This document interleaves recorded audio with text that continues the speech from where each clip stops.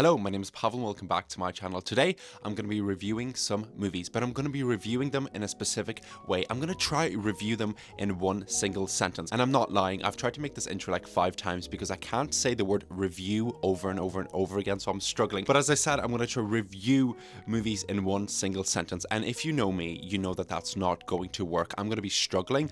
I'm not going to be able to just stick to one coherent sentence. So if my sentences go on and on and on and make like no grammatical sense, or if you were to like to type it out or write it out, it wouldn't actually be a sentence. Let's just pretend that these reviews are going to be sentences. I have watched a lot of movies this year. I think I've watched 175, quite a lot of movies, and I want to talk about them because I've not like made any videos where I talk about like what I've watched recently, what I've blah blah blah blah blah.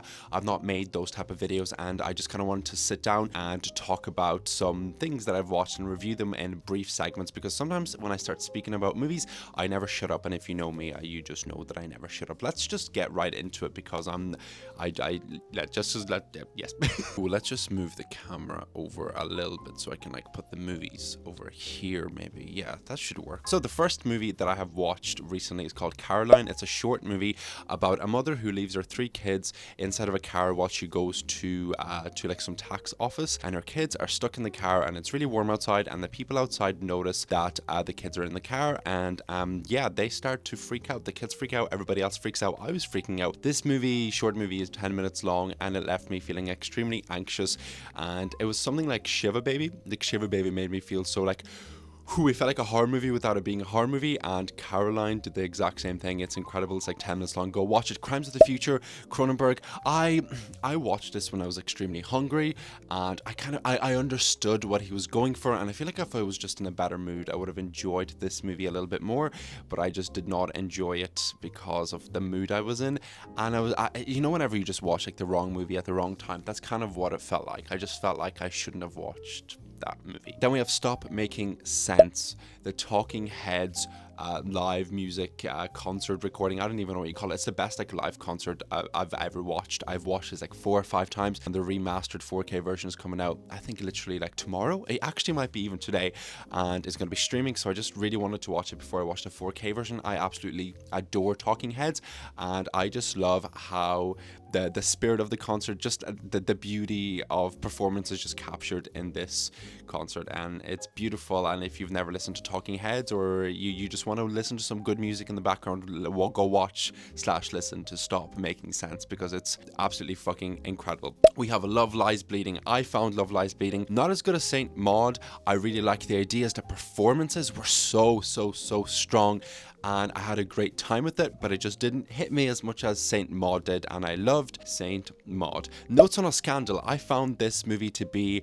I did not know where this was going, and I was very shocked where it went, and I really liked how powerful Judi Dench and Cate Blanchett, I think that's the 2 actors in this, how powerful their chemistry was and their acting was, and wow, it was...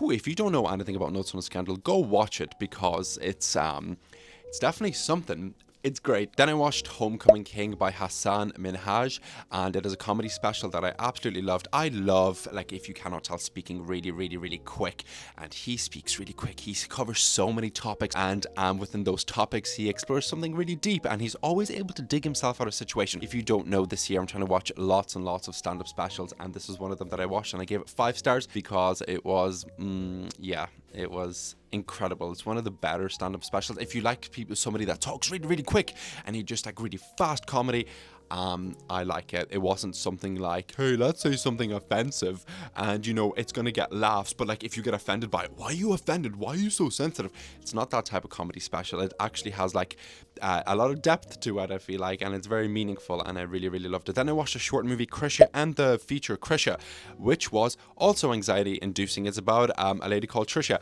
who tries to rekindle her relationships with her family because some things went wrong in the past. And again, I know I keep referencing this movie, movie, but it reminded me of Shiva Baby, and it made me feel very stressed out, but I also felt for the character a lot, and it's like 80 minutes long, this movie, so that's all I have to say. Then I watched Yannick. This is also like 70 minutes, and it was very kind of like, oh, sorry, I hit the microphone. It was kind of like meta. I think that's like the right word to use. It's about a guy who's watching a show, like a drama performance, and within that performance, he's like, hey, I don't like this, and he stands up and he's like, listen, your show fucking sucks. Let me intervene, and he intervened within the show, even though you're watching a movie and you're watching a show, and blah blah. You get it. And I really liked how, one, it was like super short, and two, I feel like it had like a lot of satire in it, a lot of social commentary, and overall, the concept of the movie is just fun. Then I watched Pink Flamingos, and holy whoa, if you know anything about this movie, all I'm gonna say is it's probably the most disgusting movie I've ever watched. Yeah, let's just say that. It's probably the most disgusting movie I've ever watched. Then I watched Late Night with the Devil. I had such high hopes for this, and I gave this a 4 out of 5. I gave it like a high rating, but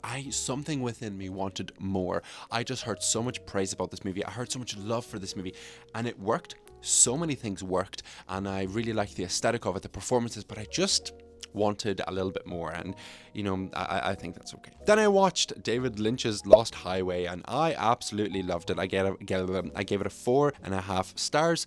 What is there to say? I absolutely love Lynch. I'm slowly trying to make my way through his movies, and I'm doing that, and I loved Lost Highway, and I think I only have like 2 or 3 the bigger movies left to watch, and I can't wait to do that. Then I watched Dazed and Confused. The thing I really loved about Dazed and Confused was the fact that there are so many characters, but I feel like they did not need like any introduction. Like, I feel like you just needed to know this much about a character to kind of understand where they are in life. And all I want to say is I wish I watched this when I was a bit younger, and I can't believe it took me till I'm 25 years of age to watch this, because I would have really loved this. It's great. Then I watched David Burns, which is the singer from Talking Heads, his movie True Stories, and I absolutely loved it. It felt like, all I gotta say is, it felt like a David Lynch movie, but it was actually happy, and it kind of just captured the ordinariness, just the ordinary people in our lives and how they get through life, and I loved that, and the music was incredible. Like, what is there not to love? If you like Talking Heads, if you like kind of Lynch type of movies, then you know True Stories is just the perfect movie. Then I watched Sperm World, which is a documentary about people donating sperm, and kind of like that community that exists of people being donators and people receiving it, and I found it very interesting. It made me think about sperm in a very different way, but the one thing, I don't know if this is me being really picky, I just kind of wish this movie kind of highlighted more, like focused more, which I know isn't really the point, more on the dangers of doing this.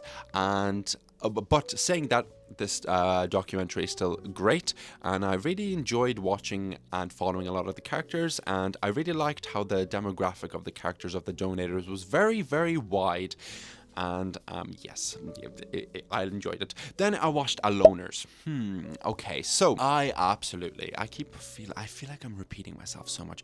I love this movie, and I feel like, I don't know how I found this movie, first off, and I feel like this movie, just in every way, captures loneliness, and also moving on from very significant events in your life, and kind of dealing with these emotions and how we deal with them. And there's one scene where our main character is in bed, and she always uses her TV as a distraction, just to kind of not think about the things that are inside her head, and she turns off the TV, and she's able to peacefully go to sleep for the first time in the entire movie.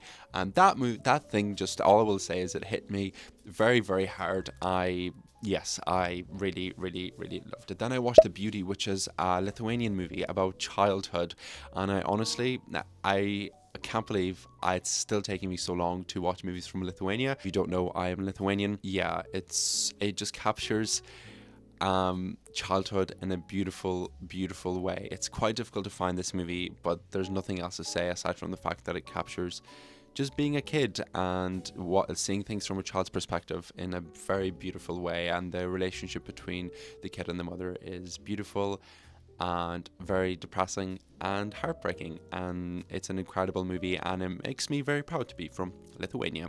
Then I watched Lilo and Stitch, and is the first time I watched this. If you don't know, again, I'm watching a lot of kids movies that I missed growing up, and I'm slowly making my way through that, and I watched Lilo and Stitch, and I loved how how it contained so many adult themes, which I didn't expect. And I feel like it just, with other like kids movies, I feel like it just didn't swerve the way I expected it to, and it worked extremely well, and I loved it, and it's probably one of my favorites. And it's interesting because whenever I was a kid, I absolutely hated Lilo and Stitch, and I don't know why, but now I'm a big fan.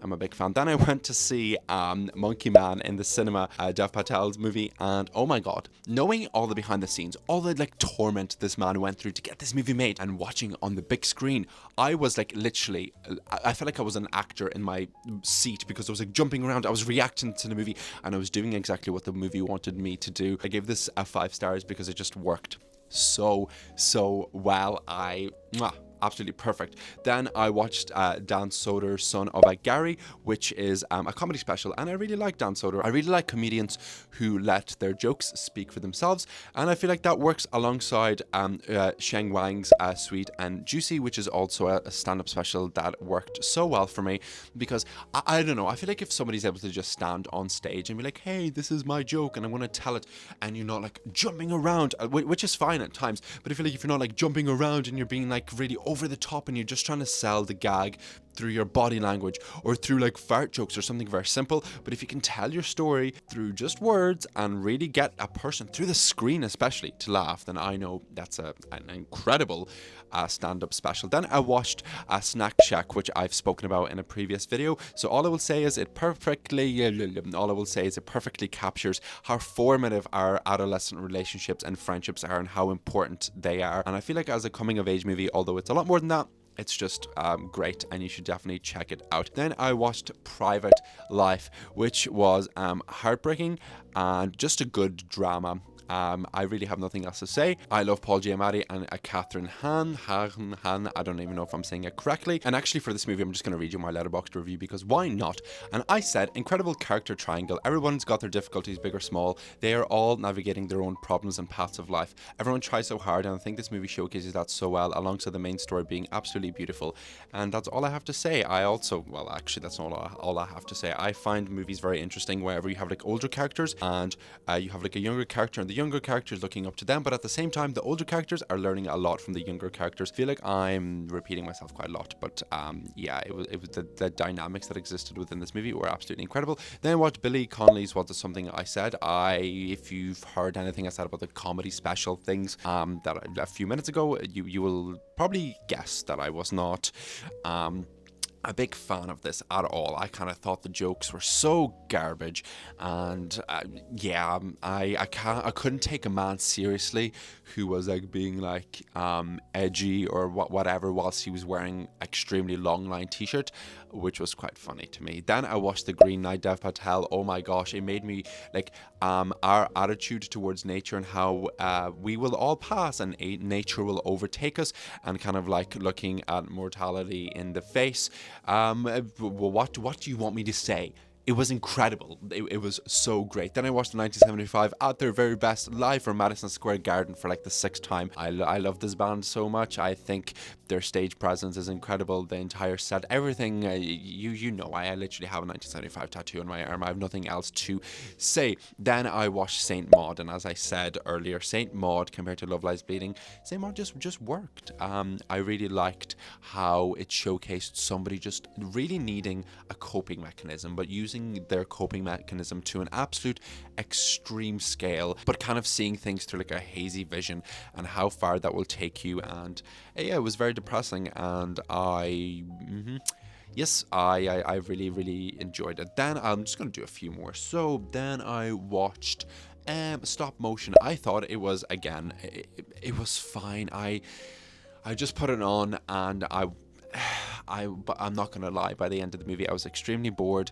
I just kind of thought it was very tedious, and I really liked the idea and the premise and how it was filmed and everything, but everything else I was just not really impressed with. Then I'll stop here, I guess. Then I watched Jim Cummings' The Last Brunch, which is a short movie, and if you don't know anything about Jim Cummings, then you are missing out. He has directed some incredible movies, and he's probably one of my favorite writers or directors or whatever working at the moment, and his short The Last Brunch just really captured everything that I love about him. It's 10 minutes and it's better not knowing anything, just going into it. I love how awkward it was and how comedic it was. Like, like I was like genuinely laughing quite a lot. So let me mention a few movies that he's directed that I really feel like you should check out. So we have The Wolf of Snow Hollow, Thunder Road, which is also a short movie. Then we have The Last Brunch, we have Minutes, and then we have Thunder Road, and The Beta Test, which I really think you should check out. And you know what? I'm going to leave my one sentence, that was not one sentence, reviews here. Because if you let me talk, I will never shut up. So I feel like maybe that's the best thing I should do right now. Is shut up. So that's what I'm going to do. Thank you so much for watching. What have you watched recently? Tell me, but tell me in one sentence if you're able to do that, because it's easier than it. No, sorry. It's more difficult than it seems. That's everything I have to say. Thank you so much for watching, and I will see you in the next video. Goodbye.